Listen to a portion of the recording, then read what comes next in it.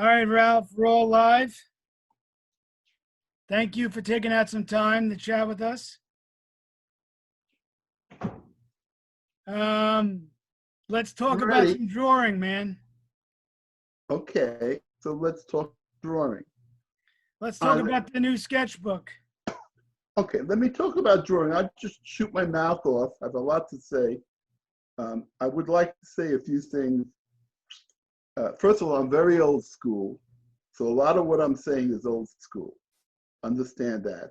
And I have some feelings about computer animation or computer drawing, which I will reveal. I don't know exactly what's going on, but I'll still discuss drawing as 82 years. I'm 82 years old. I've learned, and I think it's what I have to say is my opinion, but I think it could be very useful to many artists. If not now, they should think about it. And if they don't understand it, they should research it a little. I've done an awful lot of great artists. I've been lucky, man. I've worked with Frazetta and Wally Wood and Joe Kubert, and on and on and on. I mean, I have a history of working with guys, and I learned from these guys. Each guy I work with taught me something, taught me about their attitudes. So let me just get into drawing. What is drawing? Drawing is a lot of different things, and I think it's important that artists understand that it changes also. Drawing can change. Drawing can change as you can change. Very many artists that started in comic books that I knew, I'm not going to mention their names, at 18 and 19 and 20, by the time they got to 30 and 40, they were horribly disgusted with it because they had changed, but the industry hadn't changed, and they wanted something more. The most important thing about drawing is that it will change if you let it change. So I don't think you should stay at one style. In other words, the style I started, when I left high school, the High School of Industrial Arts in Manhattan, my car only took a job at Terry's. You know, in those days, in the 50s, I thought Jackson Pollock was crap. He was garbage. He could not draw. You know, I was part of the idiots that went out there saying that, of course, I was into Billy DeBeck, Wally Wood. You know, the only guys that meant any sense to me were cartoonists, comic strips, Milton Caniff. So I'll show you something I've done lately that shows you at a certain point, an artist has to understand that things change. If he doesn't change, you can get very bored and very tired of your work. Now let's take animation, okay? So when I got into animation and I started to do Fritz the Cat, before that it was all cartooning. But when I got into Fritz the Cat, I understood, as my first feature, I understood that this is an adult feature. There were no precedents in animation to how do you do this? I mean, how much sex do you have? How dirty do you get? I mean, these are questions I asked myself because I wasn't just interested in going out and doing dirt. I was interested in making a feature film that was adult. To that end, I decided that looking at Disney and everything else I'd learned, that basically all the animation backgrounds, I want to show you how the progression works. All the animation backgrounds were fantasy. I thought that if I took photographs of the actual streets, St. Mark's Place in New York, Greenwich Village, the streets where the picture was taking place, and traced the photographs, that there would be a sort of realism added that made it more believable, that the sex is more believable or the cop is more believable because the streets are real. Okay, that worked out sensationally. I ran around with my cameraman, Johnny Vita, who was a World War II cameraman, and painted the backgrounds on Fritz the Cat, all of them, every last one of them. Brilliant painter. He also painted Traffic and Lord of the Rings. Brilliant guy. So we photographed different streets and we traced them. If I was on St. Mark's Street, which was a very big place in the village, we walked down the whole street, shooting each building, exactly where it was. And when Fritz walked down the street, every building on the pan that came by was a real building. So, okay, now I get to heavy traffic, my second picture after Fritz, okay? But instead of that, I know Fritz the Cat was animals and everybody was animals. So that was one thing. Now I want to do humans. I've taken it a step further.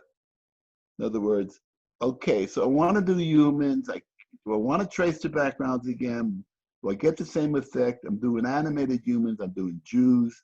I'm doing black guys. First time I'm doing cartoon characters had different nationalities. They were racist. They were stupid. They were bright. So I'm saying each person, suddenly I had reached into another realm.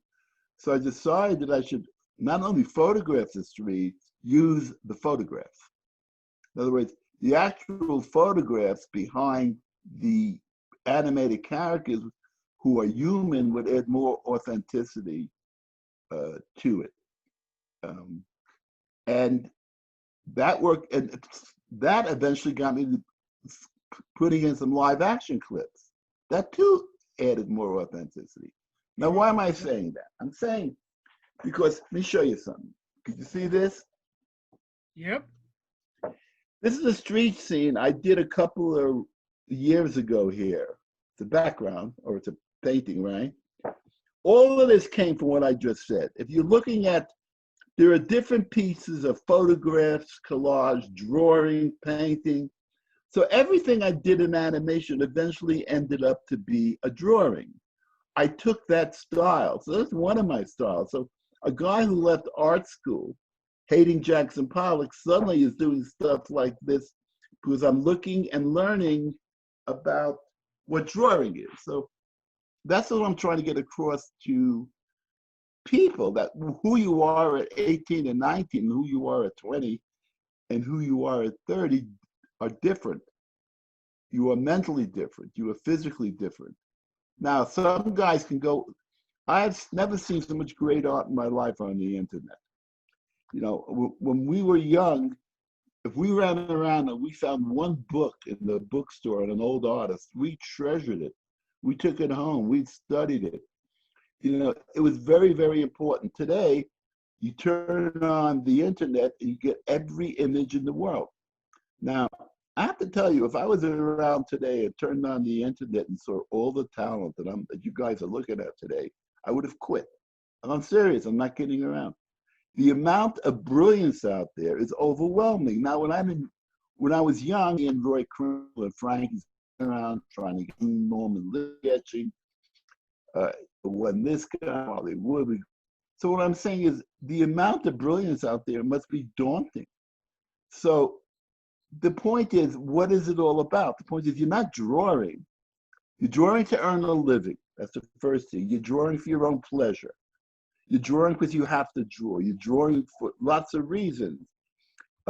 If you're drawing just to be great, that's not necessarily why you're drawing. In other words, if you compare yourself to all the great talent out there, it's not what drawing is about. Drawing is about how you pass your time, how you consider the drawing, whether you think it's good or bad. All these people saying they like it or they don't like it or they hate it and they love it. Maybe yes, maybe no, a little hot, a little cold.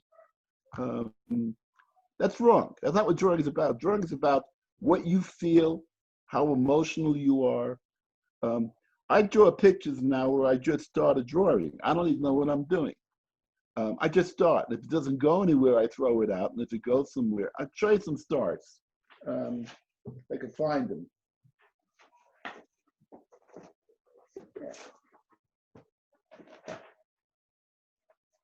Yeah. Just start. I don't know where this is going. This is where it started. It's not going to end up that way. That's what my sketchbook is all about. Every drawing on my sketchbook had no beginning and no end. In other words, it just started somewhere and ended up there. I think that's what I'm trying to say, that you don't have to have an actual thing you're drawing. If you're drawing and you don't know where you're going, that could be great, because that could be, you could get out of yourself things you never would have gotten if you put down and say, I'm going to do a layout of this street like Jack Cole, and it's going to be, That's one kind of drawing, and that's great. But there is another kind of drawing. Now, where did I learn that? I learned that from painters. I don't know what the hell this is. This I gave up on. It got tired of the heads. My clear, so I said, the hell with the heads. I'm tired of this. Okay. So That's a good I'll one. show you what I'm. What?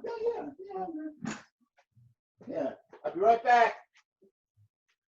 This is going somewhere, I think. I think this is going somewhere. This, all right. Okay.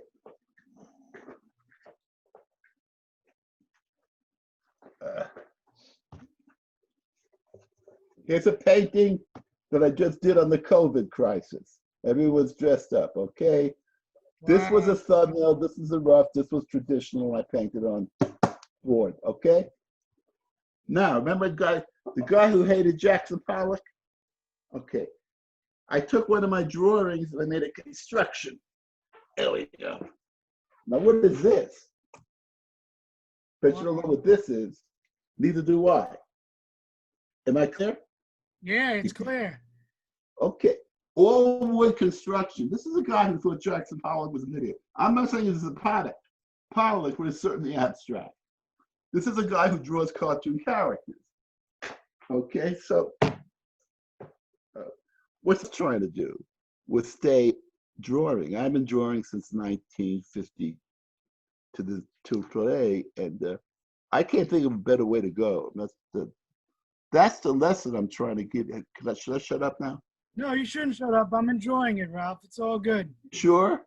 No, it's good. I mean, what I wanted to throw in is that, you mentioned that these images from your book, it's like 60 years of images from coffee book napkins, pages, sketchbooks, walls, desk corners. I guess, how does it kind of feel to have all these released in the sketchbook? Well, first of all, it's my kids that are doing it. My kids are doing it. I don't mind making a few bucks. It's been a long time since I worked, but it's scary. Some of them are embarrassing to me because they're not quote unquote well drawn. But then I'm saying, wait a minute. There are people who have picked up some doodles of mine that I threw in the wastepaper basket at my animation studio that have asked me to sign them, and they're selling them on eBay.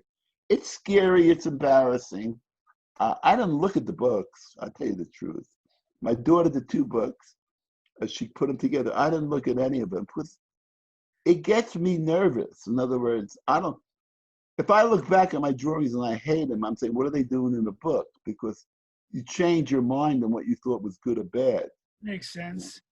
So I had the same problem with my movies. After I finished my movies, I never looked at them again. Really? Yeah, because all you would do is see the mistakes. You never see what's good. You see what you did wrong. You're an idiot, which you didn't have the money for. So I haven't seen these films in years. My wife sells cells on them in artwork. I love that. I'm very proud of more artwork on walls than Walt Disney and Rembrandt. But I don't like to look at my movies. I just like to keep going forward. Guys like you I will talk to occasionally because you're good guys. You have a good sight. So what I'm saying is, when it comes to drawing, it changes, you change, go with it. If you want to get out of comics and try something else, there's nothing wrong with it. Don't forget there are painters and other artists. Now let's talk about the art of books are very popular. Have you ever considered putting together like a book with arts from your films, like let's say like Wizards or Fritz or? Why don't you do it? Why don't I do it? I don't have access to your library, man. I would love to. Talk to my wife. I don't want to do that stuff. I have to. No, you see, I've got to draw and paint. I got very short time, but that's all I want to do. There's other stuff that's good. It's good for money, and I would love to have it. It's also embarrassing. You have to understand, a guy like me is embarrassed about having all this stuff crammed in a book. I really am. I don't know why. It comes with my background. It comes with my background. Immigrant son, Jewish, Brownsville. It comes with being poor. So it comes with being poor and not knowing anything. So I got a question.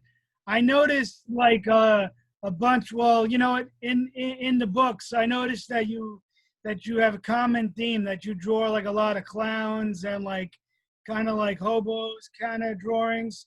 And can you kind of tell us about those common themes? How, why you? Well, that's very interesting. You should ask. That's a very good question. I've asked myself that. So many of my characters are clowns and lost souls and people. It's the strangest people in the world. They're all losers. They're all clowns. They're all. I think it has to do somewhat with the. First of all, it has to do with the circus that the world is in. In other words, I really mean this. In other words, everybody is so. Oh, I can't say it, but you know, everybody is such. It's just not right. They're not true. They're all clowns. Everything is wrong. Everything is false information. Everything is treating people of race terribly. Everything is like we're all losers and clowns and perverts. And Goya was a very big, Francisco Goya was a very big influence on me. I used him a lot on Coonskin. He used to have these sketchbooks. I used to do a drawing. He was a painter to the court. That's like working for Pixar. He painted the king and the queen of Spain, and he painted all these royal people. So that's like being a head animator at Pixar today. That didn't stop him from doing a drawing a day on a political thing in black and white and brush. There are a lot of his books out there, spread over the years that he drew. He also went to be an old man, like 86.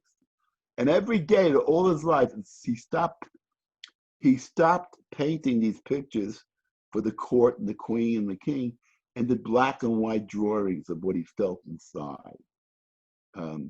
That's why I love him very much. That's a thing that one should do. I forgot what I started that on, but it had a point that I ran out of. Ask me another question. Got it. So how did you end up getting the rights to make an animated Lord of the Rings in '78? And what was your biggest challenge on the film? Well, first of all, because I didn't know any better, and I grew up a certain way. I'm serious. I had a certain attitude that anything you wanted to do, you can do. Right. You shouldn't listen to people. And what. So I'm reading in the trades one day that United Artists had just bought the rights from Disney, who could not put together a Lord of the Rings film. They had the rights first. Had sold it to United Artists, who bought it, who had hired this guy, this director. I'm not going to mention his name. He hates me because he's still alive. Who hires this director, who says he's going to take the 3 books. This isn't Variety. He's spouting off of this publicity thing. He's going to take the 3 books, and he's going to make one picture out of them. And if he has to add new characters, he will. Now, I am a big Lord of the Rings fan. Sure. I mean, Lord of the Rings saved my life at night. I had a bad marriage. I was married at 20. I would read Rings every night in the 60s. It got me through many a bad night. Absolutely great stuff. And I said in horror and disbelief, this can't be happening. All right. So I call up United Artists, who owned the rights, and who gave the story out. And I said, oh, I didn't call them up. I went down to see them. And I went down to see them, and I walked into the guy's office. I had an appointment. He says, "What do you want, Ralph?" Because I was pretty famous. I had done Fritz in Traffic, made a lot of money. Sure. He says, "What do you want?" I want to animate Lord of the Rings in 3 pictures. I tell him. He says to me, "Great, we don't want to do it. We don't even understand it, and I never read the book." True story. Wow. True story. I say, "Okay." He says, "But we don't want to make it." He says, "We don't know what it is." So he said, "If you want the rights, you have it for nothing." Wow. Ready for this? This is true. You can't make this shit up.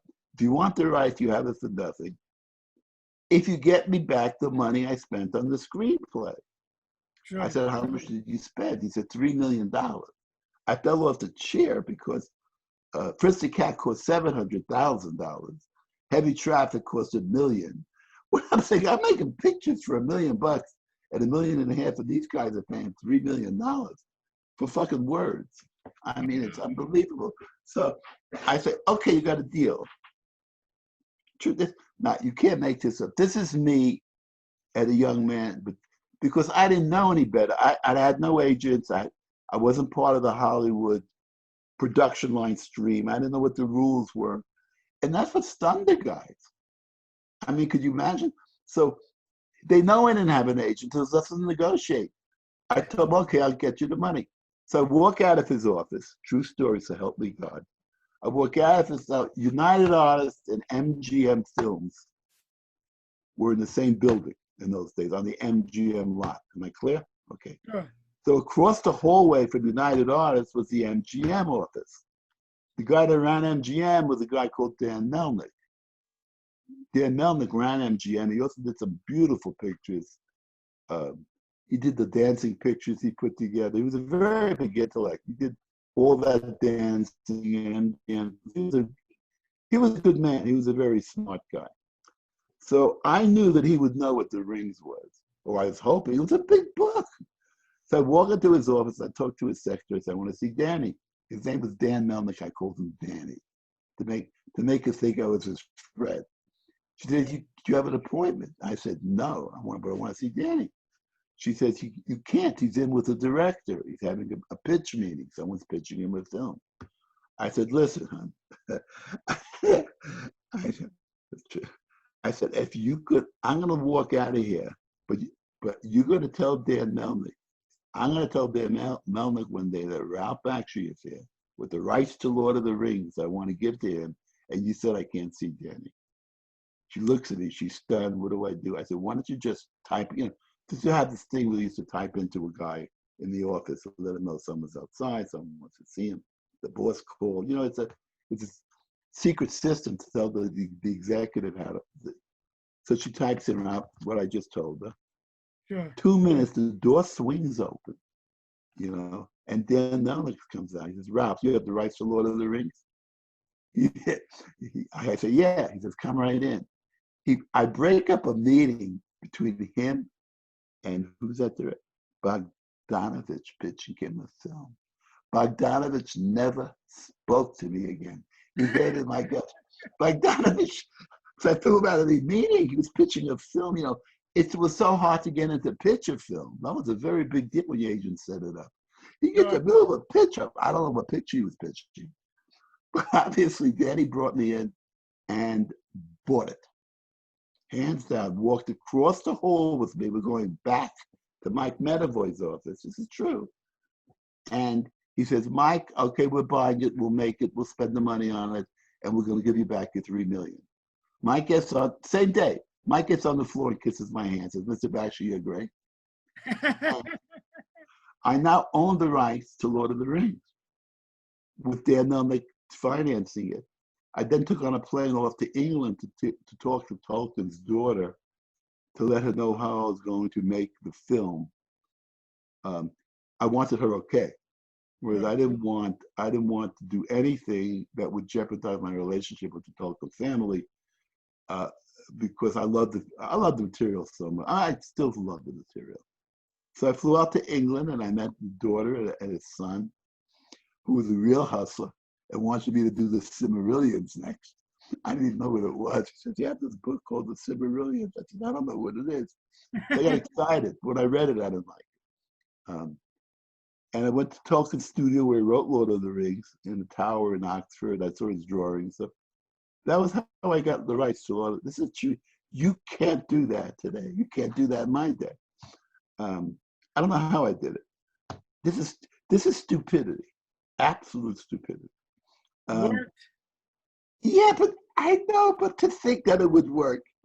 I think that I picked up my desk and went downstairs and started to animate in Terry till someone told me it was okay. I don't know. So it's amazing. Okay. So the next thing we got is, what was it like working with a young Brad Pitt on Cool World? Last time we spoke, I've never brought it up. Okay, Brad's great. Brad was great. So I want Brad Pitt to work for Cool World because it reminds me of James Dean, and I Gotcha. could relate to him. Okay. Brad had just finished, but no one's seen it, was the picture that he had done with those two girls. So we had, I forget the name of the picture, but he'd done some part, and I wanted him, so I went to the producer, said, I want Brad Pitt, Paramount, the producer, and they said, who's Brad Pitt? I said, who's Brad Pitt? He said, Brad Pitt's Brad Pitt. They didn't want him. He was no star appeal. And I'm going back and forth fighting for Brad um, because I thought he was great. Um, so that I fought too hard because to take Brad, I had to take Kim Basinger, who was a great actress, but not a hot chick, not a hot chick cartoon girl. Um, if you like Tex Avery, you know what I'm talking about. You know Of what I'm course. saying? I understand. That's too, she was right. She was wrong. So that hurt me. Um, Brad was a great guy. Brad was very young, very appreciative. Uh, he played guitar great. I don't know if anyone knows. In fact, he was living in my house for a while. I had a home in the Hollywood, off of Mulholland Drive somewhere up in the hills. Because his girlfriend threw him out, or he wanted to get rid of his girlfriend or something. See, he was living with me, playing guitar, and we had a good time until she crashed through the door one day screaming at him. He did a picture with her called California. What's her name? I forget her name. Oh my God. California. Yeah, that was a picture they did together. She's a good actress. She's very peculiar, to say the least. Anyhow, she What was, finally came. What? go ahead. No, no, no. Go ahead. I didn't want to stop you. Nothing. We had a very good time. We were very good friends. He did a very good job. Um, oh, none of the stars on the film wanted to work with him because they didn't know who he was, and it turned out that he became Brad Pitt. Of course. Um, you know. Um, but I liked the guy very much. We had a very good time, and we hung out. We hung out. What would you say was the most challenging aspect of mixing the blend between animation and live action in the movie? Well, in those days, the extraordinary lack of computers, we didn't have any. It was so hard. It was so difficult. I had a great experience in it before, in Traffic and in Coonskin, American Pop. I knew a lot about love, but mixing it you're always on a knife edge. In other words, you're always not and the very expensive. In other words, one shot. Listen to this. What I did on Last Days of Coney Island for $20 on a computer, one shot in Coonskin cost about $500. One match shot, one shot. You start adding it up to a picture. It's a fortune. And Sure. it takes forever. And they got to get negatives off the negative. You're worried about them ruining the negative. It's a very hard thing to do. I hated it. I hate that process. In other words, I knew how to do it technically, but I couldn't stand it. Computers today knock it off like that. It's amazing what computers could do. In fact, it's amazing what I did, my whole film for $1.5 million, you could do on a computer today for 50,000. You can do Traffic and Fritz. I mean, it's amazing what you get there. Painting the cells and getting a live action in and finding materials to put it. It's amazing what could be done. It's also amazing, possibly, how if you lean too much again, I'm an artist. If you lean too much on the computer, you lose your humanity. In other words, uh, a machine, a brilliant machine is nothing more than a brilliant machine and can outsmart you any day. That's what artists, the guys who think ahead, can beat you in great chess games and Go games. I forget the name. Um, um, but the human process is always about emotion, not being that good, fighting for the next step. I think adds something to you. I think, because I'm an old man, I think adds something to what you are as a person and what you're trying to do. If you go to a computer, you could put any color down it, any shadow, any place you want, and you make it better and render hair like you never saw hair before and everything. You're giving up some part of your humanity as an artist somehow, I think. One has to be artists, and I'm talking to artists mainly. Is I'd be very careful not to give up who you are as an artist by relying so much on technology that you don't know how to put a wash down wrong. It's very important to put a wash down wrong, but sometimes in its wrongness, it's also very original and right. I can give you all kinds of artists who painted that way. Edward Hopper, look, he's not great in everything he does in his figure works, but look at his paintings, et cetera, et cetera. So that's my lecture. That's my lecture. But I'm lecturing. I love to lecture. That's good. I'm listening. Ask me a question. Ask me All right. another question. So can you kind of reflect on how your films have this cult following and still being shown in theaters today? How does that feel for you? Because that feels wonderful. That feels great. That's why I don't look at them. I think maybe I'm not worth it. I'm serious. The point is that if you do something you believe in, I never wanted to, here we go. I never wanted to do something that everybody loved. That's good. You want to make a lot of money. You want to merchandise and do all that stuff. I'm not against that if that's what you want. But I never wanted that. All I wanted to do was to con these guys one more time so I can do a Traffic. I could do a Fritz. I can do a Coonskin. In other words, I wasn't after anything except something that I wanted to do and I wanted to like. And if anyone who liked my films with me, I love them. But if 90% of the world hated them, that's cool too, because I have people that love them. And I have more films playing today in theaters still after all this time. I am stunned. At the generation after generation after generation who has found Coonskin and Traffic and Fritz and American Pop and Lord of the Rings and absolutely send me love letters. But but you could call them cult, and I say, yeah, they are people. The same thing true if you're an artist. If you can do a comic book, don't do a comic book that everyone wants to buy. You do a comic book that you want to draw and make. What else do you have as an artist? Because I have a big somebody else. So listen, it's been 5 years since Last Days of Coney Island. Have you ever considered making any more films, short films? No. No more? No. I'm too tired. I'm too old. I'm still trying to learn how to draw. So it's very, very hard. I had to animate. We didn't have enough money because we ran out of money on Last Days. I had to animate the whole thing. I nearly died. I can't do that again. I'm not a great animator. In other words, I wish I had the money to hire a great animator. No, I'm not going to do that anymore. Too hard. I understand. It makes sense. I may not be here 5 years. So the point is, this may be our last conversation. Thanks for your interest in all my work. I'm not kidding. I'm not kidding. I go to town once without my mask and I could be gone. It's a very strange time. Scary time, man. Yes, scary. All right, Ralph. Well, listen, I think that's everything I had for the interview, at least. That's fine with me. I'm tired of talking. You're tired of talking. All right.